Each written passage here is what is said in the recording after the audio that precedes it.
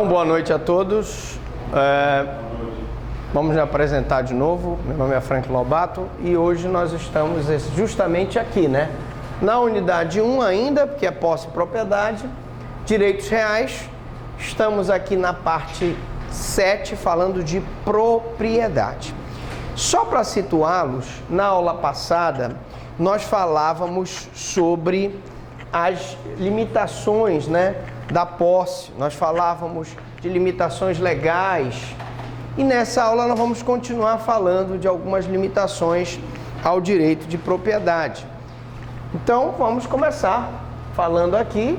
Você acessa o Facebook e o Twitter para saber quais foram as aulas que foram postadas, para que você possa ter acesso a essas aulas. Então, vamos lá. Primeiro, vamos falar da extensão, né? Extensão. Podem atingir o direito de propriedade no todo ou em parte, sendo que a limitação mais extensa é a desapropriação mediante indenização. Então, gente, a desapropriação é um instituto de direito administrativo que tem como objetivo indenizar uma propriedade que é uma propriedade que, por algum motivo, interessa ao Estado e, portanto, o Estado vai desapropriar essa propriedade no sentido de fazer com que essa propriedade seja desapropriada, o proprietário seja indenizado para vários fins. Eu posso desapropriar uma área de terra para passar uma estrada, para passar uma ferrovia, para ser construída uma hidrelétrica. Eu tenho vários motivos que vão fazer com que haja uma desapropriação. Fundamento: pressupõe a subordinação do direito de propriedade privada aos interesses da coletividade. E aí nós estamos vendo aqui situações em que a propriedade privada não tem aquele poder absoluto, muito pelo contrário. Eu poderia dizer que a propriedade privada, ela está subordinada ao interesse da coletividade, né? E por isso, então, ela pode atingir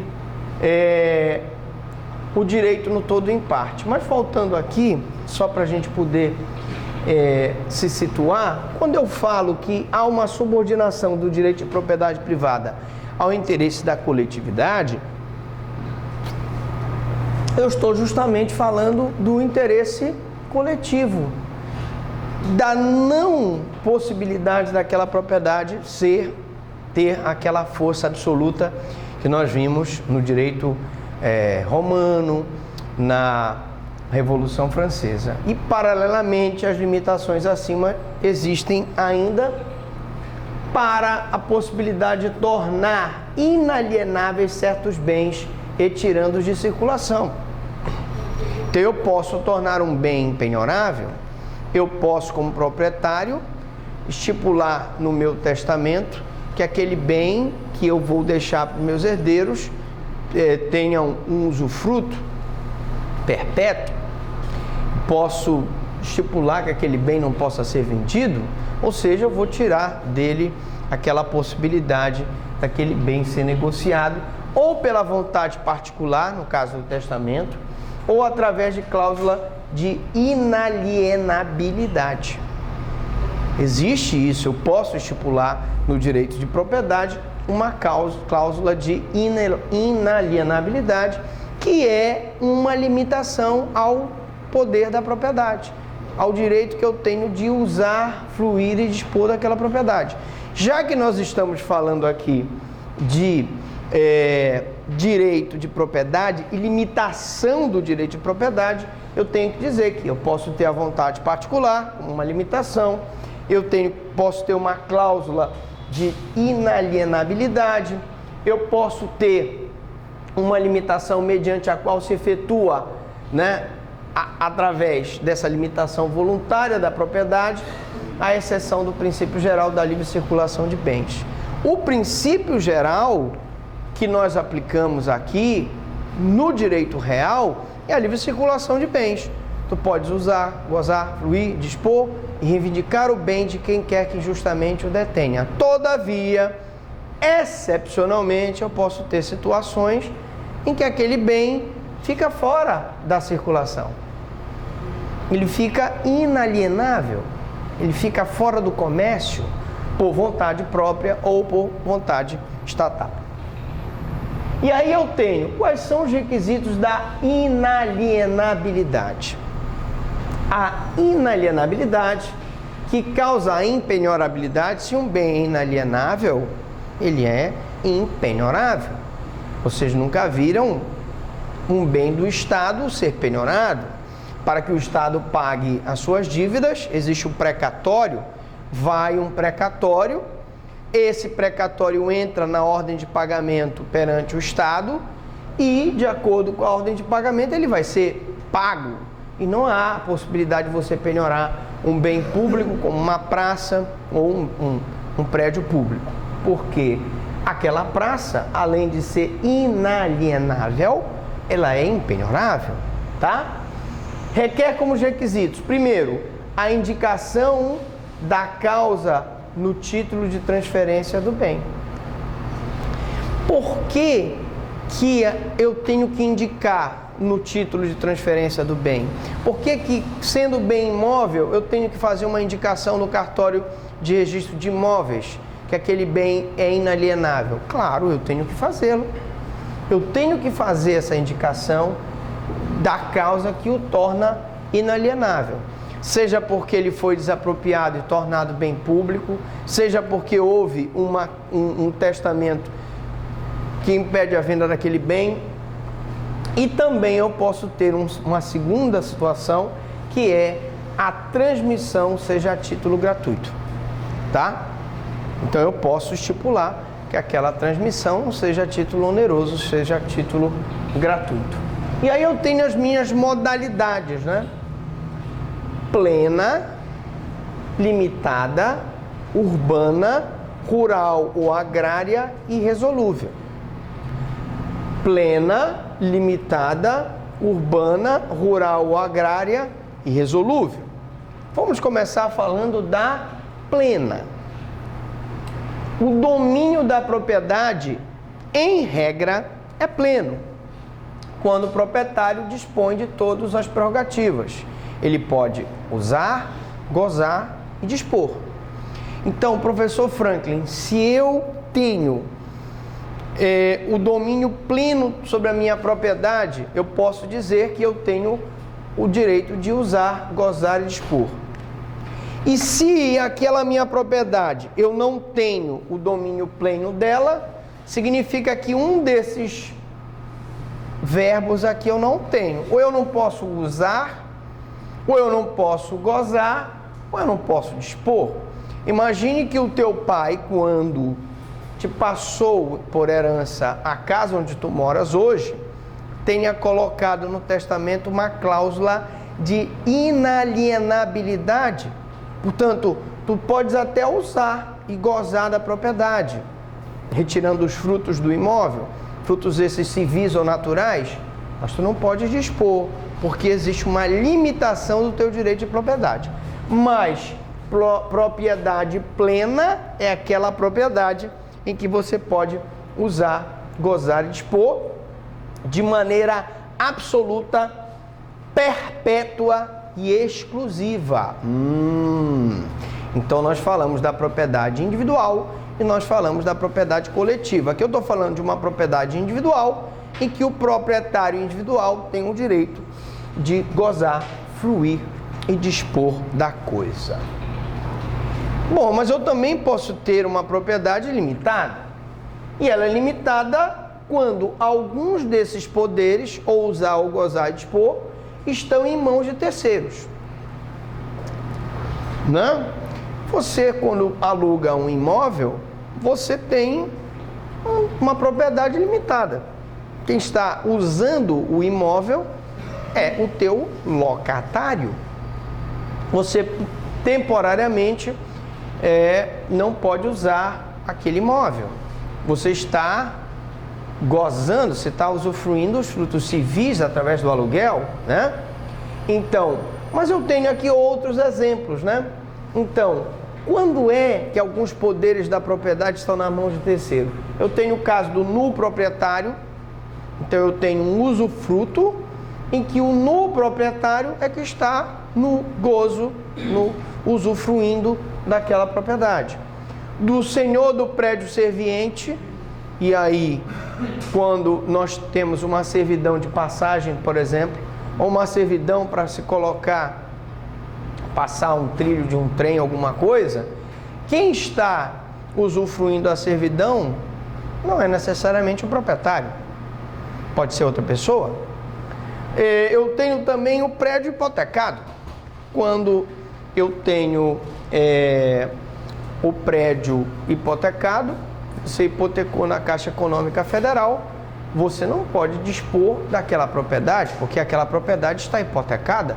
Se você não paga o valor para a Caixa Econômica, aquela casa vai ser vendida em leilão e o dinheiro vai ser apurado para pagamento da casa. Muito bem. Isto porque, no caso do usufruto, o usufrutuário ou o credor hipotecário, no caso da hipoteca, e o dono do prédio dominante, no caso da servidão, tem sobre a coisa um direito real de uso e gozo. Então veja que eu tenho uma limitação como proprietário do meu direito de uso e gozo. Quer seja porque eu loquei, quer seja porque existe um usufruto, quer seja porque existe uma hipoteca e eu não posso dispor da coisa, é uma limitação do direito. Uma servidão ou um direito real de garantia. Um direito real de garantia, hipoteca. Uma servidão me tira parte do meu direito de usar aquela propriedade. E o usufruto dá o uso àquela pessoa que é o usufrutuário em desfavor do nulo proprietário, tá? É ainda limitado o domínio gravado com cláusula de inalienabilidade. Então, o caso da pessoa que falece e no seu testamento te passa realmente, ele vai passar para os filhos aquela casa. Mas é uma casa que ele recebeu do avô dele, do bisavô dele, vem passando de geração em geração. E alguém lá atrás, que foi quem constituiu aquele imóvel, gravou aquele imóvel através de escritura pública uma cláusula de inalienabilidade. Eu falo através de escritura pública registrada no cartório de registro de imóveis, e se eu não tiver essa escritura pública com essa cláusula, não vale de nada. Essa cláusula tem que estar na escritura pública, pela falta de livre disposição da coisa. Então, você vai poder vender aquele imóvel que pertenceu ao teu bisavô? Não, porque existe uma cláusula de inalienabilidade. Outra questão é a limitação urbana.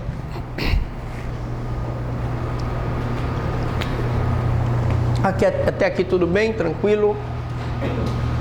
Divide-se em importantes aspectos setoriais vinculados a um novo regime, na qual loteamentos recebem regulamentação contratual para aquisição parcelada do solo. Hoje em dia, gente, tanto a propriedade urbana quanto a propriedade rural possuem várias limitações. Nós vamos ver aqui, entre outras coisas, que você tem limitação para construir em determinada altura o teu prédio. Se você vai em Aracaju, por exemplo, os prédios não podem ter mais de 4 andares, salvo engano. Então é uma limitação. Você também tem limitação no subsolo. Você não pode sair cavando 20 metros abaixo do subsolo, 1 quilômetro abaixo do subsolo. E até para que você possa cavar um poço no teu quintal da tua casa, que tu és o proprietário, tu tens a escritura pública, tu tens que pedir autorização da Secretaria de Meio Ambiente. Porque tu já imaginaste se todos cavassem um poço artesiano para tirar água? O perigo de contaminação é muito grande. Se tu cavas um poço e por algum motivo aquele poço é contaminado, nós vamos ter uma possibilidade de contaminação do lençol freático. Olha o que acontece, por exemplo, com os postos de gasolina. Eu não sei se vocês sabem, mas periodicamente os postos de gasolina são obrigados a mudar aqueles tanques. Que o combustível fica armazenado num tanque de combustível, fica no subsolo. Se aquele tanque passa da validade, qual é o perigo disso? Ele pode enferrujar, pode ter um vazamento e o combustível pode contaminar o lençol freático. Você diz, não, mas eu não tenho nada com isso, o posto está não sei quantos quilômetros. Engano seu. Um posto que contamina o lençol freático a uns 3 quilômetros da tua casa não é nada. Aquela água vem e contamina o lençol freático do teu poço artesiano. Por isso que todo o empreendimento comercial, o Estado agora pede que a empresa, ela solicite um autógrafo de recursos hídricos. Muito bem. Todo empreendimento comercial precisa da outorga de recursos hídricos. Por quê? Porque isso é uma coisa muito séria. Contaminar o lençol freático de uma cidade é uma coisa muito séria, tá? E pode causar um prejuízo para a saúde de todos, principalmente se for contaminado com metais pesados, como o mercúrio e outros metais. Mas eu estava aqui só dando exemplificando a questão das limitações à propriedade urbana. Mas vamos então falar, por exemplo, compromisso de compra e venda, a promessa de cessão e a cessão são típicos dessa modalidade, considerados irretratáveis e opõem-se a terceiros. Na hora que tu faz um compromisso de compra e venda, tu podes colocar alguma limitação ao teu direito de propriedade. Geralmente, quando você celebra um compromisso de compra e venda com uma pessoa e aquela pessoa vai, por exemplo, comprar o teu imóvel, o que tu fazes com ela? Tu te compromete a passar a escritura pública assim que ela quitar a última parcela. Tu vais passar logo a escritura pública sem que ela tenha quitado? Corre o risco de não receberes, né? Então, compromisso de compra e venda é um exemplo de limitação. O parcelamento possibilita o loteamento e o desmembramento. E aí, nós já explicamos aqui em outras aulas que quando uma empresa pega um terreno e vai fazer um parcelamento, né, um loteamento, para parcelar aquele solo urbano e vender aqueles lotes para que as pessoas comprem e façam as suas casas, ela respeita várias limitações. Como você falou, ela tem que respeitar a questão ambiental, ela tem que respeitar o plano diretor, ela tem que pagar os impostos, ela tem que regulamentar aquela documentação perante a Secretaria de Urbanismo ou as CODENs da vida dos estados, que são departamentos que regularizam essa questão da terra. E às vezes é melhor você tentar regularizar numa secretaria municipal, estadual, dependendo da situação, do que você mover uma ação de uso capião. Nós estamos aí com um problema de um senhor que me procurou e disse, olha, doutor, é uma herança em que todas as irmãs concordam com a venda do imóvel, mas tem um que é um irmão que mora não sei aonde, nós não temos, está em local incerto e não sabido, mas está vivo, e ele simplesmente não passa a procuração para que a gente possa vender.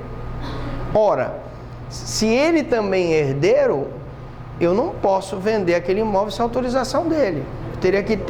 Eu teria que ter uma autorização judicial, um alvará, para que suprir a questão da autorização dele. Então é uma coisa complicada. Aí eu perguntei para ele, mas quanto tempo o senhor mora lá? Ah, doutor, eu e minha família estamos lá mais de 30 anos. Então é melhor, nessa situação, ele tentar regularizar na secretaria competente, do que ele mover, por exemplo, tentar resolver através do testamento ou do inventário e partilha, que ele não vai conseguir. Aí também tem a possibilidade dele mover uma ação de uso capião, né? Porque ele já está lá todo esse tempo, ele fez a sua morada, fez benfeitorias, né? Mora lá com a família dele, por que ele não pode fazer? Né? Então sempre há uma solução jurídica viável. O direito ele procura, o direito evolui, mas ele vai procurando soluções jurídicas, tá? Então o parcelamento possibilita o loteamento e o desmembramento. Então, na hora que você compra uma propriedade num condomínio, esse loteamento tem que respeitar várias limitações. Rural ou agrária? Nós também temos limitações na área rural ou agrária. Nós falamos na aula passada do Estatuto da Terra e vamos voltar a falar dele aqui. Submetida então essas limitações ao regime do Estatuto da Terra. O que basicamente se prevê aqui no Estatuto da Terra em termos de limitação? É justamente o aproveitamento racional do solo, né? Uma pessoa que, através do aproveitamento irregular, provoca erosão do solo, não está cumprindo o Estatuto da Terra. Uma pessoa que não faz da sua propriedade uma propriedade com função social, não está cumprindo o Estatuto da Terra. Uma pessoa que não usa a terra para produzir riqueza para a sua família e para a comunidade, não está respeitando o Estatuto da Terra. E também eu tenho várias leis complementares à Constituição Federal que estipula limitações à propriedade rural ou agrária. Se exerce quando favorece o bem-estar social dos seus proprietários. E o espírito do Estatuto da Terra, o espírito dessas leis complementares e o espírito da Constituição é justamente que a propriedade rural seja exercida para o bem-estar social e também dos seus proprietários. Trabalhadores, onde deve-se manter níveis satisfatórios de produtividade. Agora, é limitação ao direito de propriedade rural, por exemplo, o que a Justiça do Trabalho, os fiscais do trabalho, estipulam em relação às condições em que esses trabalhadores devem ser mantidos. Você não pode, por exemplo, está falando um pouco de fiscalização do trabalho, você não pode colocar os trabalhadores em locais insalubres, em locais que não tenham água, em locais que não tenham banheiros, tratar os trabalhadores como se fossem gado. Se isso vai uma fiscalização, né, do trabalho lá e vê numa fazenda, vê essa questão da produtividade, mas vê os trabalhadores em condições análogas ao escravo, essa fazenda vai ser autuada.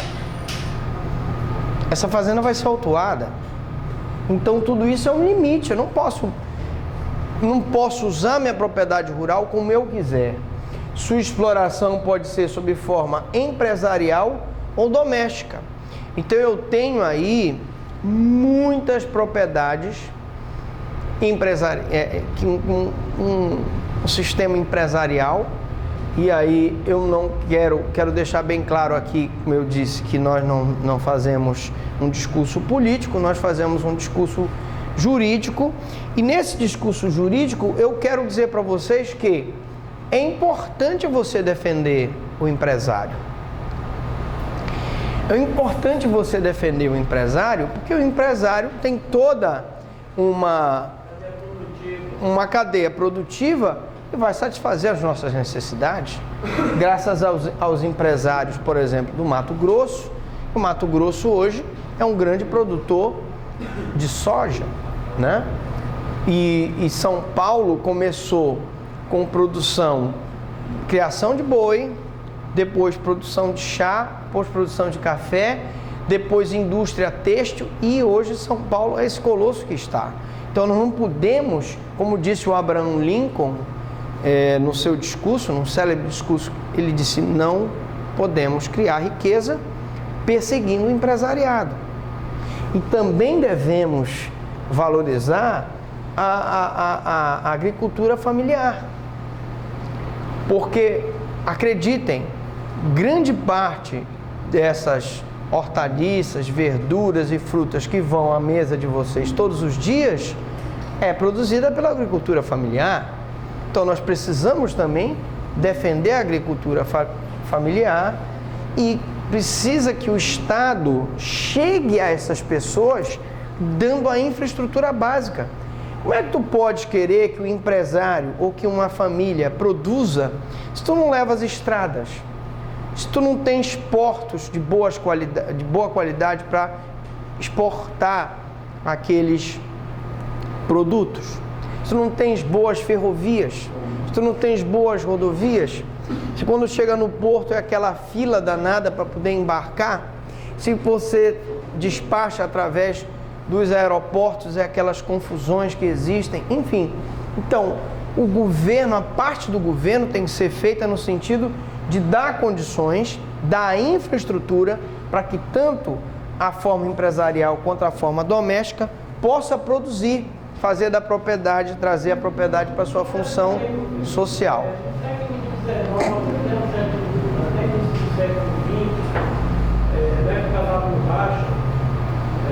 O governo incentivou brasileiros a virem para a Amazônia justamente para integrar, para não entregar.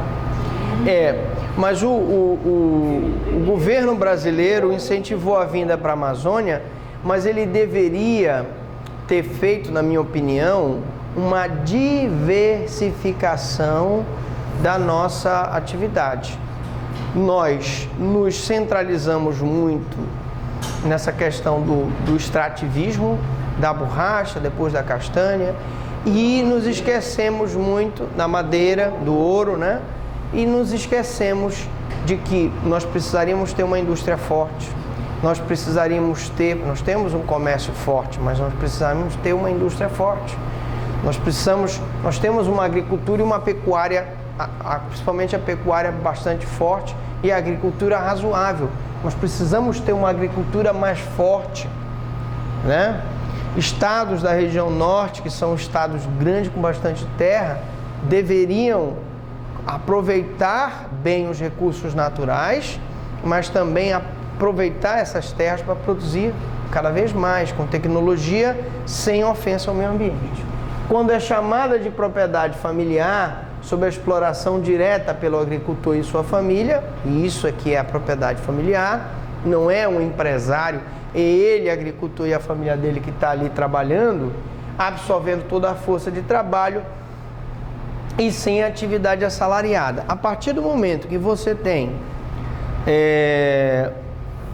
pessoas e que você paga pessoas, que você tem trabalhadores regidos pelo regime seletista, que tem um horário, ele vai para a tua lavoura, ele entra lá naquele carro, na colheitadeira, ele vai colher o trigo, ele vai colher a soja, eu já passo a ter uma atividade empresarial. Se é uma propriedade familiar que explora diretamente pelo agricultor, pela sua família, eu tenho uma propriedade familiar. Extensão do direito de propriedade. A extensão deve ser visualizada sob o aspecto real que compete ao titular desse direito, sendo que esse poder recai sobre coisas determinadas. Então vamos ver aí essa extensão do direito de propriedade, até onde ela recai, quais são as coisas pelas quais ela recai. Por exemplo, móveis e imóveis. O teu direito de propriedade, a tua extensão, recai sobre bens móveis e imóveis. Quando recai sobre imóveis, a extensão pode não ser estabelecida tão seguramente. Pode ir ao espaço aéreo ou ao subsolo. Vou dar um exemplo. Há que se determinar a extensão do espaço aéreo, do subsolo e das partes integrantes a saber. Então, por exemplo, se eu falo de extensão do espaço aéreo, eu posso limitar no plano diretor do município o tamanho dos prédios para melhorar a questão da ventilação da cidade. Eu posso limitar a exploração do subsolo, evitando que as pessoas cavem até chegar ao lençol freático ou contaminando o lençol freático. Ou seja, nós podemos dar alguns exemplos aqui a saber. Primeiro, extensão vertical. O poder do proprietário de um bem de raiz deve se estender para cima e para baixo. Tanto posso limitar o tamanho daquele imóvel, a altura dele, quanto eu posso limitar o subsolo, né?